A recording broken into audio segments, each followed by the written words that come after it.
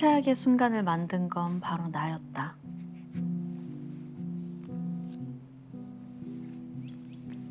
하루하루 손꼽아 기다린 여름 휴가였다. 집을 떠나 혼자 살게 된 게 벌써 2년 차.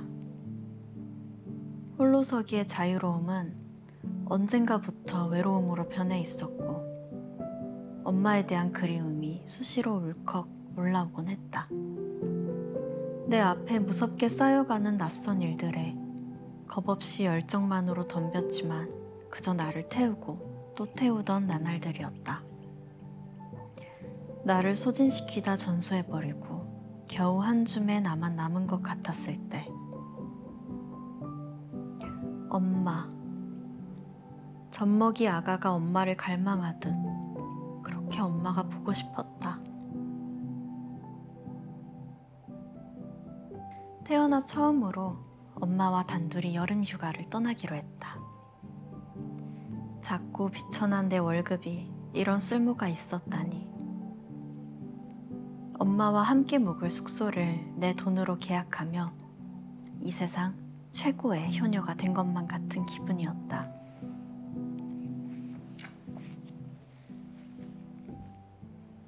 야심차게 준비한 첫 효도 여행지는 바로 제주도. 제주도를 선택한 이유는 딱 하나다. 어릴 적 여름방학 때 가족들과 함께 왔던 기억이 아직까지도 예쁜 추억으로 남아있기 때문이다. 잔잔한 파도가 들어오던 바닷가, 발가락 사이사이를 간지럽히던 모래알들, 엄마와 함께 해변에서 주웠던 작은 조개 껍질. 그런 장면 하나하나가 내 인생이라는 영화의 아련함을 담당하는 신이었다. 그때로부터 20년 후, 엄마와 다시 찾는 제주의 바다는 어떨까? 리마스터 재개봉을 하는 명작 영화처럼 그때의 행복한 기억을 재현해보고 싶었다. 엄마랑 나랑 1박 2일 제주 여행. 메모장에 제목을 적고 틈틈이 맛집 정보와 관광 명소들을 수집했다. 피인간이지만 엄마와 함께하는 여행이라 생각하니 파워 J가 되어 머릿속으로 수십 번 시뮬레이션을 돌리며 빈틈없는 여행 계획을 세워나갔다. 여행지 메타버스 속에 나는 가는 곳마다 엄마의 만족도 100점을 받는 완벽한 여행 가이드이자 자랑스러운 딸이었다. 그리고 마주한 여행 디데일. 설렘은 딱 제주 공항까지였다. 촤, 세찬 빗줄기가 야속하게 쏟아졌다. 왜 하필 오늘이야? 넌 더럽게 없네. 불어난 계곡처럼 하수구로 매섭게 돌진하는 빗물에 여행의 기대감, 설렘도 함께 빨려 내려가고 있었다. 비가 많이 오네. 엄마, 비 오는데 고생하지 말고 맛있는 거 먹으러 가자. 급하게 편의점에서 가장 저렴한 투명 우산 2개를 사고 엄마가 힘들지 않도록 택시를 잡았다. 그리고 후기 하나하나 정독하며 고심 끝에 골랐던 바닷가 맛집으로 향했다. 택시가 목적지에 도착하고 마주한 광경은 비를 피해 앉을 자리도 없이 이어진 긴 대기줄이었다.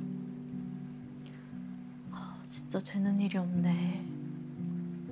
사실 여행 계획을 했을 때부터 제주의 맛집들이 의뢰 그렇듯 어느 정도의 대개는 예상했었다.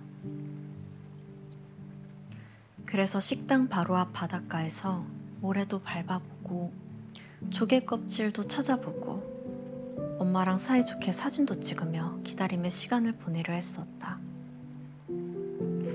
하지만 비 오는 날의 바다는 그저 해양재난에 불과했다. 파도가 어찌나 무섭게 치던지 성난 파도에 산채로 매장당하기 십상이라 바닷가 근처로는 다가가지도 못했다. 우산을 왜 쓰고 있는지 모를 정도로 온몸에 들이치는 장대비에 엄마의 신발과 청바지가 무거워지는 걸 보며 엄마가 힘들까 내 마음은 더 무거워졌다. 대기순번이 되어 겨우 자리를 잡고 그렇게 맛있다는 제주 전복 리조또를 먹으면서도 시선은 내내 비 내리는 창밖을 향했다. 비가 그칠 기미가 안 보이네. 숙소로 가는 게 어떨까? 엄마의 제안을 받아들일 수밖에 없었다. 엄마는 비 오는 날을 좋아하지 않았으니까. 나의 완벽한 여행 계획은 처참히 실패했다. 숙소 체크인을 하고 방에 들어오자마자 푹 젖은 신발과 바지를 걸어 놓았다. 침대에 누워 물이 뚝뚝 떨어지는 옷가지를 바라보며 내일 날씨는 어떨지, 신발이 내일은 말라 있을지, 왜 나는 되는 일이 없는지 속상한 마음을 곱씹다가 깜빡 잠이 들었던 것 같다. 어디선가 치킨 냄새가 나기에 눈을 뜨니 저녁 식사 시간을 한참 넘긴 밤 9시. 엄마가 치킨을 시켜놓고 내가 일어나기를 기다리고 있었다.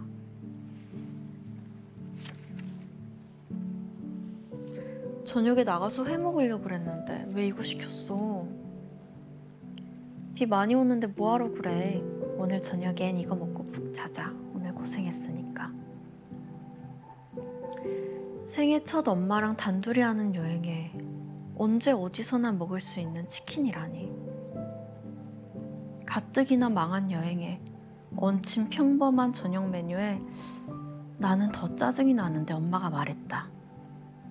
기억나? 우리 옛날에 여름에 제주도 왔을 때도 비 엄청 왔잖아. 나는 귀를 의심했다. 그때 비가 왔었다고? 그래, 그때 여름방학, 너희 어릴 때. 그때도 비 엄청 왔지, 3일 내내. 진짜? 그래도 재밌었어. 네가 너무 즐거워해서. 엄마는 여름 휴가인데 비가 와서 속 많이 상했거든. 그런데 네가 빗물 웅덩이에서 막 첨벙거리면서 재밌다고 웃는 거야. 그래서 아빠가 해변 흙을 파서 빗물 웅덩이를 더 크게 만들어주고 너랑 나랑 조개 껍질로 배 띄워서 놀고 그랬지. 나는 크게 놀랐다. 같은 추억이 이렇게 다르게 남을 수가 있을까?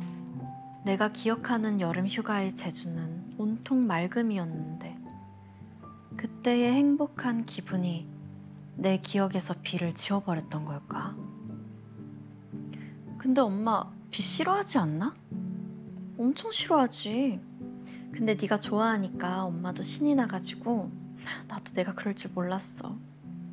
비 쫄딱 다 맞으면서 아 재밌다 이러면서 많이 웃었지. 딸 덕에 비 오는 날에 좋은 추억이 생겼지? 오늘도 그렇고. 근데 이거 닭 잘 튀겼네. 엄마는 치킨을 정말 맛있게 드셨다. 그날 밤 침대에 누워 오늘 있었던 일들을 떠올려 봤다. 나는 제주에 도착하자마자 쏟아지는 비에 꽂혀서 하루 종일 짜증을 내고 있었다. 다시 생각해보면 제주 전복 리조또는 별미였고 평범해 보였던 치킨은 정말 맛있었다. 그리고 무엇보다 엄마의 표정이 밝았다. 여행을 제대로 즐기지 못하고 허무하게 흘려보내고 있는 건 비가 아닌 나였다. 다음 날 아침, 이불을 걷고 일어나 커튼을 열었다. 체크인했을 때는 비 때문에 쳐다보기도 싫었던 창밖이었다. 여전히 비가 내리고 있었다. 창문을 열자 차가운 아침의 바닷바람이 훅 방 안으로 들어왔다. 그런데 어제는 너무나도 무섭게 들리던 파도 소리가 기분 좋게 들리기 시작했다. 파도 소리에 더해진 잔잔한 빗소리가 상쾌한 느낌마저 들었다. 등 뒤에서 엄마가 물었다. 언제 나갈까? 지금. 여전히 축축하게 젖어있는 신발에 발을 넣었다. 어쩐지 발걸음이 가벼워졌다.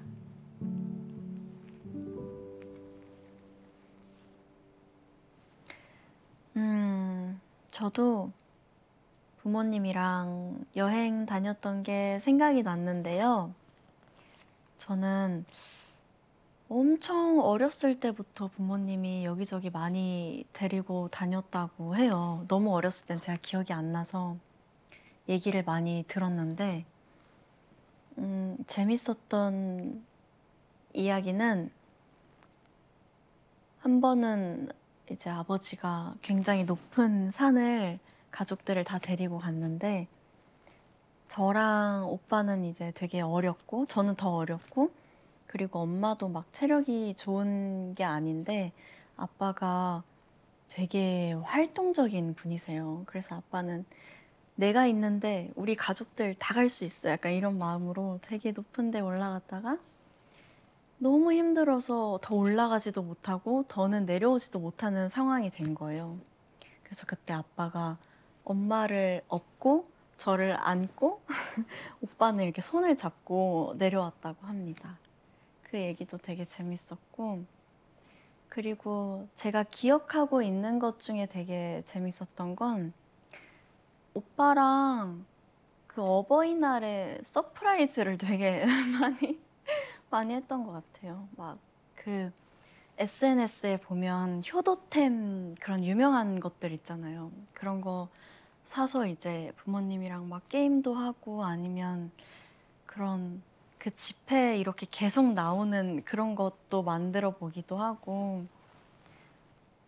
근데 그런 사소한 서프라이즈를 할 때마다 부모님이 정말 너무 행복해 하셔서 그 행복한 모습을 보면서 아, 내가 막 차를 사주고 당장 집을 사주지 못하더라도 이런 행복한 감정을 안겨줄 수 있다는 게 되게 큰 효도구나.